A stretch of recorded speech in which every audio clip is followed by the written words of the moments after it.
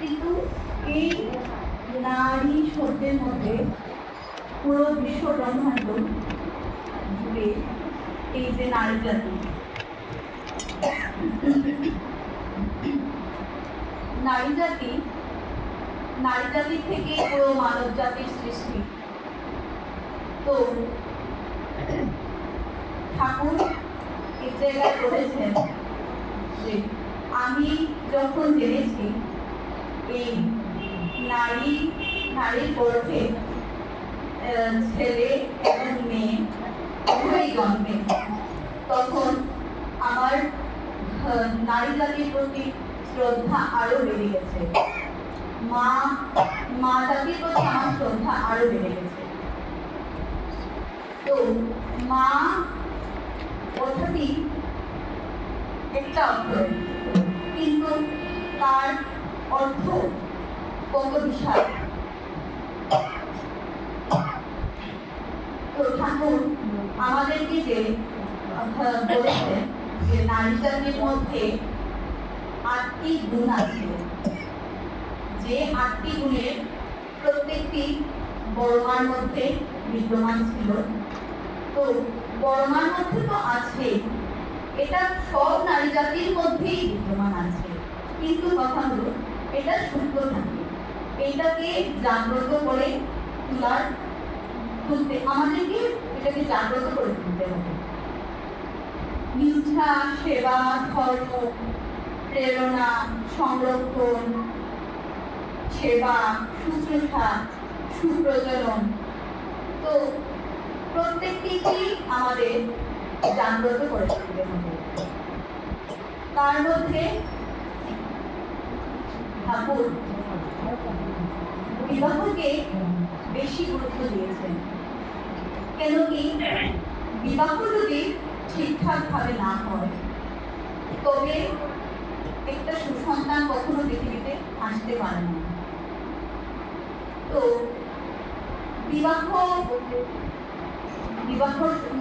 বিবাহের ক্ষেত্রে ঠাকুর যে বলেছেন বর্ণ, ধর্ম, তারপর যে পরিবারের ছেলেকে বিয়ে করতে যাচ্ছ তার পূর্বজন্মের অনেক কিছু, এই পরিবারের সবকিছু জেনে তারপরে গিয়ে যাতে একটা মেয়েকে বিয়ে দেওয়া হয়।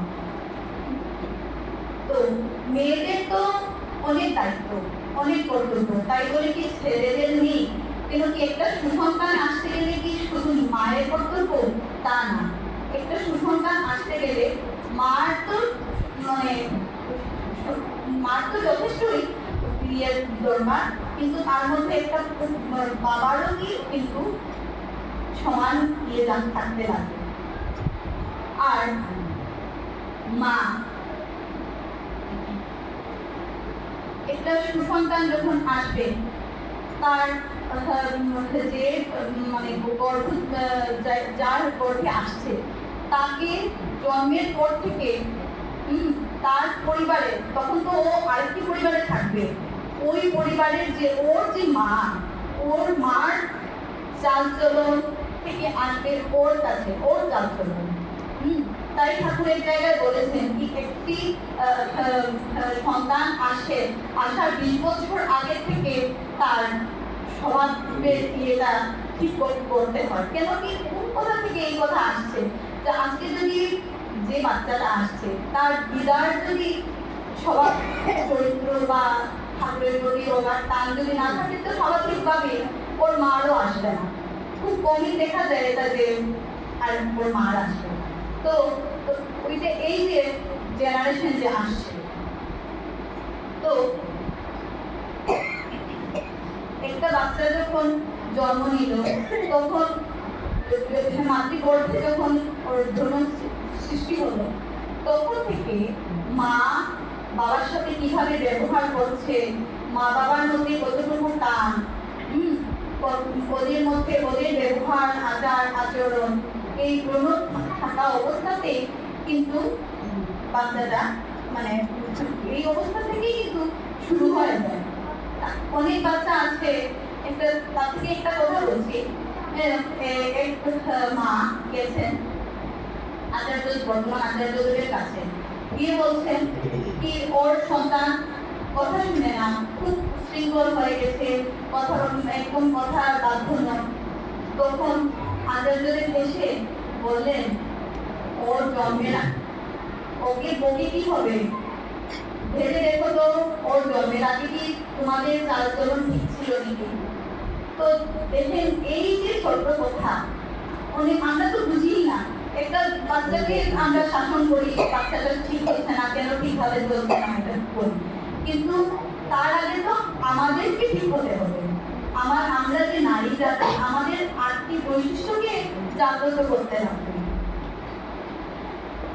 তারপর এই যে এক মা, আরেকটি বছর ঘটনা বলছি, একজন মা গেছেন একজনের বাড়িতে গেছেন, গিয়ে দেখেন কি ও মানে ওই বাড়ির ভদ্রমহিলা ওর বাচ্চাকে 6 মাসের শিশুকে দুধ না খাইয়ে ডিম খাওয়াচ্ছে। তো গিয়ে দেখেন বাচ্চাটার রোদ এত বেশি দেখে ভদ্রমেরা ওই মাকে বলছেন আর কি যে তুমি তোমার বাচ্চাটাকে কি খাওয়াও, এর ওর বয়স কত, বলছে 6 মাস।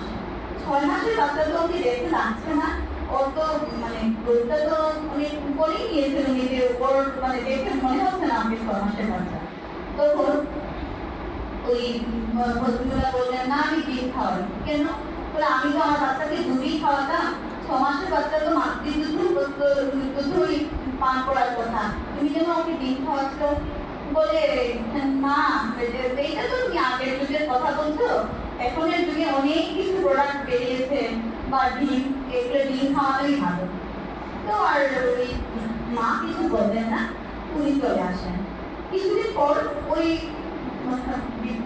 মহিলার সাথে আবার দেখা হয়েছে। তখন দেখেন বাচ্চাটার মেয়েটি গ্রোথ আরো বেড়ে গেছে, তখন ওর বয়স 10 বছরের মতো হয়ে যাবে। তো বলছেন কি এখন তোমার মেয়ের বয়স কত, বলছে 10 হয়ে গেছে। 10 না, বয়স না, তোমার মেয়ে তো অনেক বড় হয়ে গেছে। বলছেন হ্যাঁ আমার মেয়ে বড় হয়ে গেছে। তাহলে এক কাজ করো, তুমি ওকে দীক্ষা দিয়ে দাও। উনি আর জিজ্ঞেস করতে গেলেন না যে ওর বয়স কত। তখন ওই ভদ্রমহিলা বলছে মাটিকে বলছেন ওই ভদ্রমহিলা যে তুমি যে বলছো ওকে দীক্ষা দিতে, দীক্ষা তো গুণমণি নিলেই ঠিক আছে, তোমার এখন তুমি দীক্ষা নিয়েছো, তুমি নাম করবে, তোমার জন্য ঠিক আছে। আমার ছোট মেয়েকে আমি কি দীক্ষা দেবো আর কি করবো, ওর বয়স কত জানো, ওর মাত্র 10 বছর। বলে ঠিক নাকি, দেখে তো মনে হচ্ছে না 10 বছর। তো আচ্ছা বলে আচ্ছা তুই দীক্ষা নেই। তো ওই মানে মাটির কোনো ইচ্ছে নেই দীক্ষার প্রতি। তো চলে গেল, এরকম করতে করতে কিছুদিন যাচ্ছে। তারপর হঠাৎ করে একদিন এই ওই ভদ্রমহিলাটি এসে মাটির কাছে দৌড়তে দৌড়তে এসে বলছে মা তুমি আমাকে বাঁচাও, জানো কি হয়েছে, আমার মেয়ের না একদম ঘরের মন্দিকে না, ওর স্বভাব চরিত্র একদম বাজে হয়ে যাচ্ছে, ও একদম কথা শুনে না, কোনোভাবেই ওকে ঘরে আটকে রাখতে পারছি না, কন্ট্রোল করতে পারছি না, ওর স্বভাব চরিত্র কিরকম হয়ে যাচ্ছে। তখন মা বললেন যে হবে না, যে সময় যে কাজ করতে হয়, আজকে তুমি ওকে যে বয়সে মাতৃত্ব মান করার কথা, ওই বয়সে তুমি বাচ্চাদেরকে ডিম খাইয়েছো, ডিমের কুসুম খাইয়েছো। তো ডিমের কুসুমের মধ্যে কি আছে, মুরগির যে ডিম পাবে ওইটার মধ্যে কামের সৃষ্টি হয়। তো তুমি ওকে কি করলে, যে সময় মাতৃত্ব মান করার কথা, কেন কি মাতৃত্ব যখন পান করবে, এই যে মার প্রতি, এই ছোট বাচ্চার মার প্রতি একটা টান বাড়ে, আর মারও এই বাচ্চাটির প্রতি, বাচ্চাটি যখন তুলে নিয়ে দুধ পান করায় তখন মার প্রতি বাচ্চারও টান বাড়ে, আর মারও বাচ্চার প্রতি একটা স্বাভাবিক যে এটা আসে। তো ওইটা বলছে যে যে সময় যেটা করার দরকার, এই সময় তো তুমি এটা করোনি, তো স্বাভাবিক অর্থে দুধ খাওয়া বাচ্চা দুধের বদলা শরীরের সময় খেয়েছে ডিমের কুসুম, তো স্বাভাবিক অর্থেই অর্থ ওকে তুমি ইয়ে করতে পারবে না, তুমি যাও ঠাকুরের চরণাশ্রিত হবে। তো এই যে মা, হ্যাঁ আজকে যদি একটি মা ওর মধ্যে যদি সুশিক্ষা না থাকে তখন ও ওর বাচ্চাকে কি করে শিক্ষা দিবে। তার জন্য ঠাকুর মেয়েদের শিক্ষার প্রতি একটু জোর দিয়েছেন। ওই যে একটা মার ব্যবহার, আচার আচরণ, কথাবার্তার বলার ধরন, ওর স্বভাব চরিত্র সবকিছু কিন্তু বাচ্চার মধ্যে আসে। আর বাচ্চা যখন ছোট থাকে তখনই ওকে হাতে ধরিয়ে ঠাকুরের দিকে অগ্রসর করা, বা একটা কথা আছে ঠাকুরের একটি বাণী আছে, আদর কথার সময় হতে করে করিয়ে যা শেখাবি, সেই হবে মুখ্যম শিক্ষা।